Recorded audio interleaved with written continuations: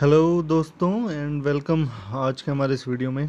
तो आज इस वीडियो में मैं आपको बताऊंगा अल्टरनेटर किस तरीके से काम करता है, कैसे काम करता है। पिछले वीडियो में हमने देखा था कि अल्टरनेटर क्या काम करता है, उसका क्या रोल है गाड़ी में, क्यों वो लगा रहता है। आज इस वीडियो में हम देखेंगे कि वो किस तरीके से काम करता है। तो इस समय ये आपके सामने एक कट सेक्शन है अल्टरनेटर का, और इसमें जो है काफ़ी सारे पार्ट्स आपको अभी इस समय दिख रहे होंगे। तो पहले तो मैं आपको एक ओवरव्यू देने की कोशिश करूँगा अभी। तो बेसिकली सबसे मेन जो इसका पार्ट है वो इसके अंदर की कॉइल्स हैं। एक तो ये आप कॉइल की वाइंडिंग देख रहे हैं, और इसी साइड में जो आप वाइंडिंग देख रहे हैं, तो ये इम्पॉर्टेंट है सबसे ज़्यादा। उसके बाद इसमें कुछ पार्ट्स हैं आगे की तरफ, जैसे पुली है। अब पुली के ऊपर बेल्ट लगी रहती है जो कि इंजन की इंजन से कनेक्टेड रहती है। अब वो कैसे भी कनेक्टेड हो, वो क्रैंक की पुली से कनेक्टेड हो, कैसे भी कनेक्टेड हो, किसी और पुली से कनेक्टेड हो, बट वो कनेक्टेड रहेगी इस तरीके से कि इंजन एक राउंड घूमे और ऑल्टरनेटर हमारा 3 राउंड घूमे। ये इसमें इम्पॉर्टेंट चीज़ है कि रेशियो जो है वो 3:1 होता है। बाकी फिर इसमें वोल्टेज रेगुलेटर पीछे की तरफ लगा हुआ है, रेक्टिफायर प्लेट है पूरी, और ऊपर की जो बॉडी है ये बहुत ही इम्पॉर्टेंट रोल है इसका ट्रैक्टर्स में। अगर आप देखोगे तो ट्रैक्टर में, क्योंकि ट्रैक्टर हमारा खेतों में चलता है, तो पूरी बॉडी जो है बंद रहती है। ऐसे जैसे यहाँ पे ये इसमें आपको दिख रहा है क्लॉज, इस तरीके से खुला, ओपनिंग ज़रा सी भी नहीं रहती, वो पूरी की पूरी बंद रहती है ताकि उसके अंदर डर्ट ना जाए कुछ। जैसे यहाँ पे आप ये फ़ैन देख रहे हो, तो काफ़ी अल्टरनेटर में ये फ़ैन, जैसे ये इसमें अंदर दे रखा है, कुछ में बाहर होता है। जैसे ट्रैक्टर वाले में ये फ़ैन बाहर होगा। ये फ़ैन दिया क्यों रहता है? ये फ़ैन इसलिए दिया रहता है कि ये बाहर की हवा को अंदर खींचे, अंदर की तरफ, और अल्टरनेटर के अंदर जो हीट डेवलप हो रही है तो उसे अल्टरनेटर को ठंडा करे। तो अब हम इसको डीप में देखेंगे थोड़ा। तो सबसे पहले अल्टरनेटर किस प्रिंसिपल पे जो है काम करता है, अल्टरनेटर करंट कैसे पैदा करता है। अब यहाँ पे ये हमें ध्यान से देखना है। ये जो Fleming's right hand thumb rule है, ये हमको 12वीं में 11वीं में पढ़ाया जाता है, ज़्यादातर 12th क्लास में आता है सीबीएसई में। तो हम देखेंगे कि ये जो लॉ है हमारा, फैराडेज लॉ, और जो राइट हैंड थंब रूल है हमारा, वो किस तरीके से काम करता है। अब ये हमारे पास मैग्नेटिक पोल है, नॉर्थ और साउथ, तो जाहिर सी बात है इस तरीके से हमारी मैग्नेटिक फील्ड बह रही है। जो हमारी मैग्नेटिक फील्ड का डायरेक्शन है वो ऐसे है।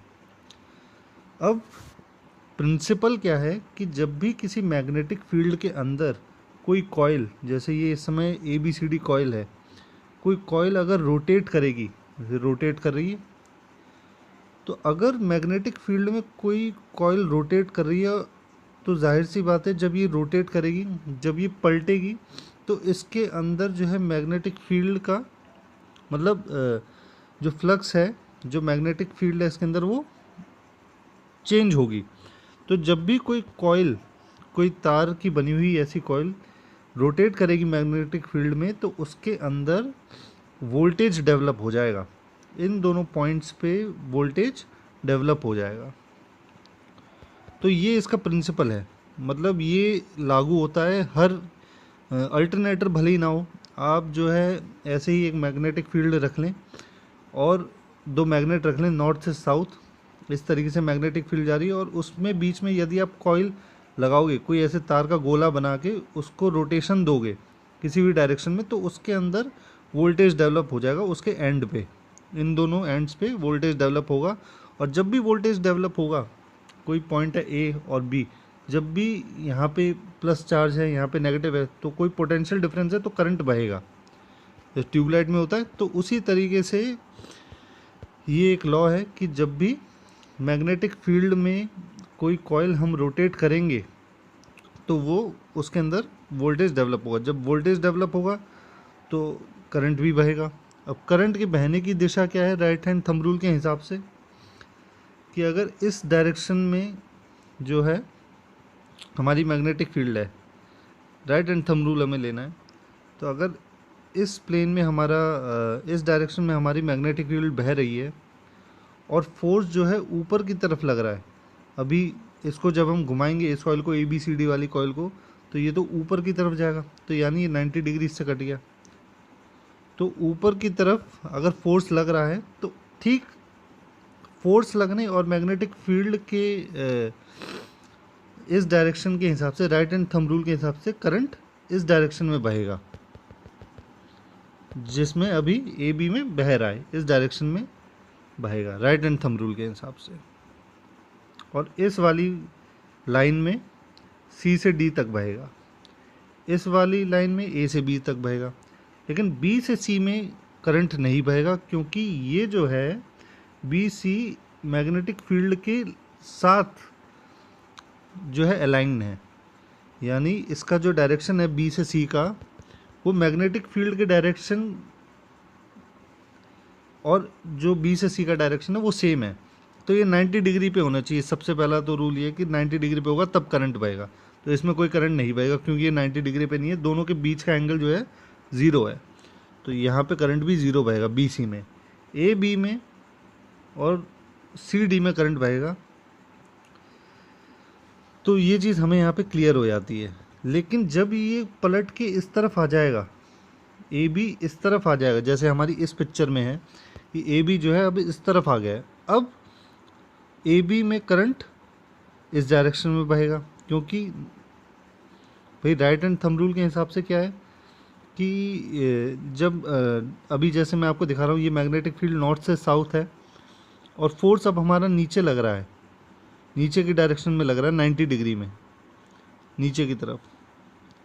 तो हमारा करंट जो है इस डायरेक्शन में आ जाएगा। ये जो है हमारा फ्लेमिंग्स का राइट हैंड थंब रूल के हिसाब से करंट B से A तक बहेगा। पहले A से B जा रहा था, अब B से A आ रहा है।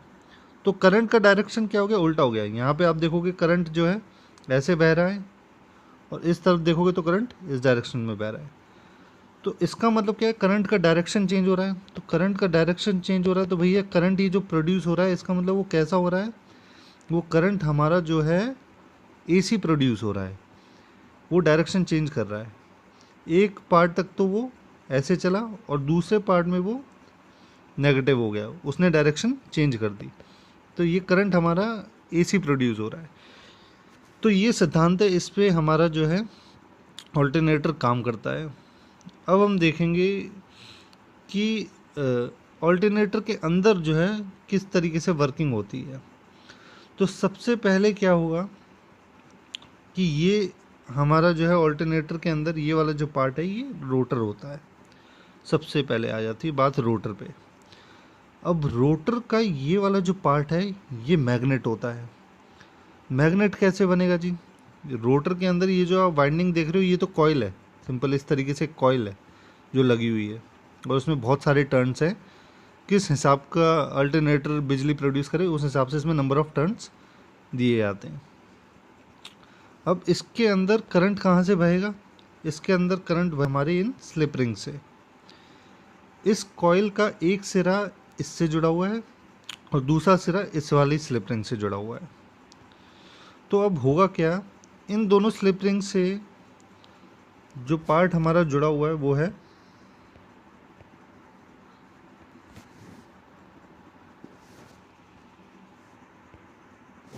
वो हमारा ये रेगुलेटर है, ये बॉश का रेगुलेटर है। और ये बॉश का रेगुलेटर जो है वो कनेक्टेड रहता है किससे, बैटरी से, बैटरी के टर्मिनल से कनेक्टेड रहता है। और ये जो दोनों कार्बन ब्रशेज़ हैं ये ग्रेफाइट ब्रशेज़ हैं जिसमें इलेक्ट्रिसिटी फ्लो होती है। तो इन दोनों कार्बन ब्रशेज़ की मदद से जो हमारी स्लिप रिंग्स हैं इस पे करंट जाएगा। ये दोनों जो कार्बन ब्रशेज़ होते हैं वो इससे हमेशा टच रहते हैं, अटैच रहते हैं और बैटरी से DC करंट उठा के इसको देंगे। अब जब वो करंट इसके अंदर जाएगा तो क्या होगा, ये हमारी कॉइल जो है मैग्नेटाइज हो गई, बहुत सारे नंबर ऑफ टर्न्स हैं तो बहुत ज़्यादा मैग्नेटाइज हो जाएगी। मैग्नेटाइज होने के कारण क्या होगा, अब आप देख रहे हो जैसे यहाँ पे इस पिक्चर में भी आप देख सकते हो कि ये इतने सारे टर्न्स हैं। तो एक सिरा तो कॉइल का नॉर्थ बन जाएगा और दूसरा सिरा साउथ बन जाएगा नॉर्थ वाले से ये वाली प्लेट हमारी जुड़ी हुई है, ये इसे हम क्लॉ पोल टाइप रोटर कहते हैं। तो ये हमारा सिरा जुड़ा हुआ है। तो जब ये सिरा अगर नॉर्थ वाले से जुड़ा हुआ है तो ये हिस्सा क्या हो जाएगा, नॉर्थ नॉर्थ, और ये वाला हिस्सा जो है साउथ से जुड़ा हुआ है तो ये हिस्सा साउथ हो जाएगा। तो ये जितने भी आपको ये क्लॉ दिख रहे हैं, तो एक नॉर्थ हो गया, एक साउथ हो गया, एक फिर ये वाला साउथ हो गया, ये नॉर्थ हो गया। जो ऊपर वाले से जुड़े हुए हैं वो नॉर्थ, जो नीचे वाले से जुड़े हैं वो साउथ। तो एक एक करके नॉर्थ साउथ बन गया। उससे क्या होगा, मैग्नेटिक फील्ड ऐसे बहने लगेगी, इस तरीके से मैग्नेटिक फील्ड बहने लगेगी।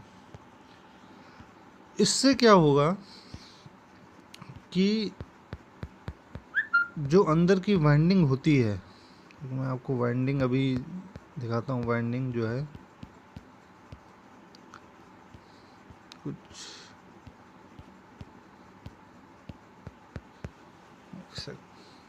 जैसे ये है, ये अंदर की वाइंडिंग है पूरी।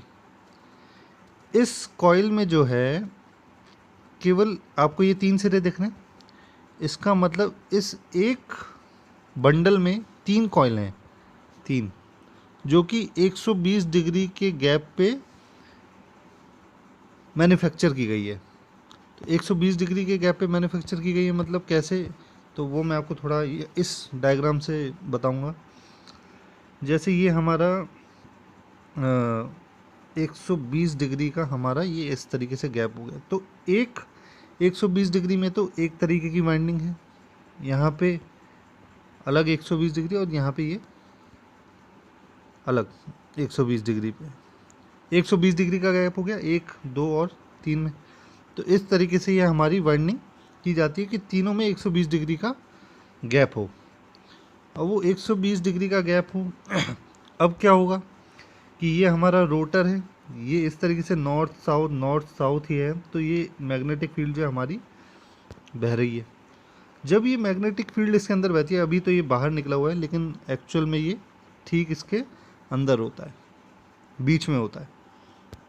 तो जब ये रोटेट करेगा इस स्टेटर, ये पार्ट हमारा, इसे हम स्टेटर कहते हैं इस, और क्योंकि ये मूव नहीं करता है तो इसे स्टेटर कहते हैं। और ये रोटर इसका नाम इसीलिए क्योंकि ये रोटेट होता है। तो जब ये रोटर हमारा स्टेटर के अंदर घूमेगा, रोटेट करेगा, क्योंकि ये तो डायरेक्ट पुली से जुड़ा हुआ है और पुली इंजन से जुड़ी है, तो वो इसको घुमाएगी लगातार। तो जब ये घूमेगा तो रोटेटिंग मैग्नेटिक फील्ड, क्योंकि ये मैग्नेटिक फील्ड जो रोटेट हो रही है, तो ये इस कॉइल के अंदर जो है लगातार बदलेगी। कभी, क्योंकि जो मैग्नेटिक फ्लक्स है, अभी हमने लेंस लॉ में देखा, सॉरी लेंस लॉ नहीं, ये पीछे जो हमारा प्रिंसिपल है जिसमें हमारा अल्टरनेटर ये काम कर रहा है, Fleming's right hand thumb rule के हिसाब से, कि या तो भैया आप मैग्नेटिक फील्ड स्टैटिक कर दो और कॉइल को घुमाओ, या कॉइल स्टैटिक हो जाए और मैग्नेटिक फील्ड चेंज होती रहे, कभी साउथ कभी नॉर्थ, और कभी ये नॉर्थ कभी साउथ, तो भी फ्लक्स वोल्टेज जो है दोनों एंड्स पे जनरेट होगा।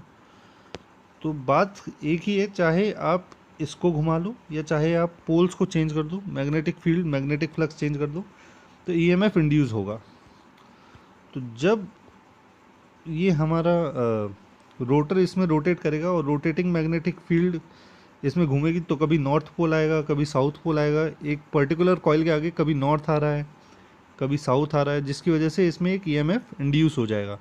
और जब ईएमएफ इंड्यूस होगा तो इसमें जो करंट की जो सप्लाई जाएगी, जो इसमें जो वोल्टेज डेवलप होगा या जो करंट डेवलप होगा, वो कैसा होगा, वो एसी होगा, अल्टरनेटिंग होगा।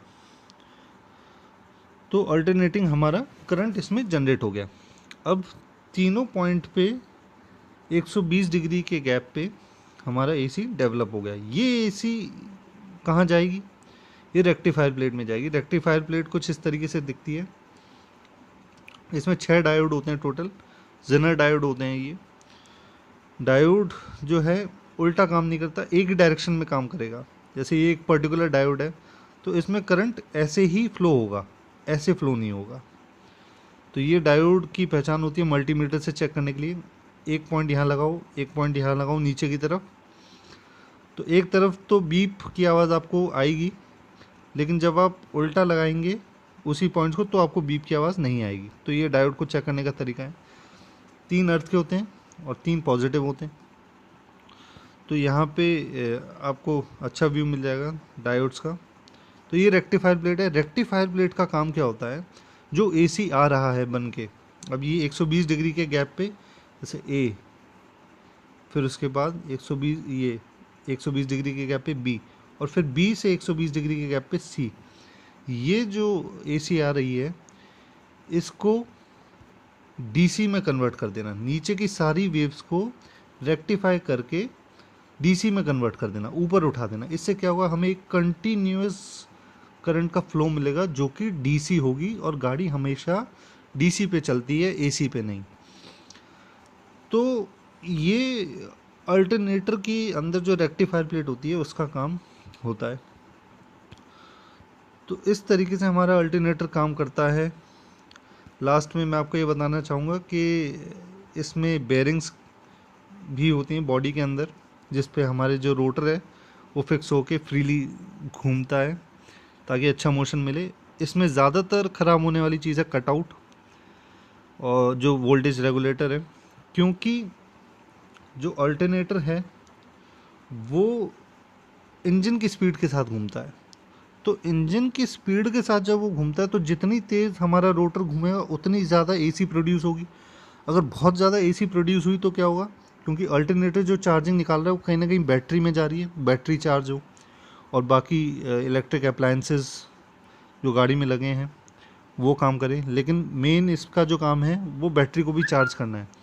तो यदि अगर ज़्यादा इसने वोल्टेज निकाली तो बैटरी हमारी जो है वो भरे आएगी, और फिर भी अगर बैटरी को चार्जिंग मिलती रही लगातार तो वो फट जाएगी।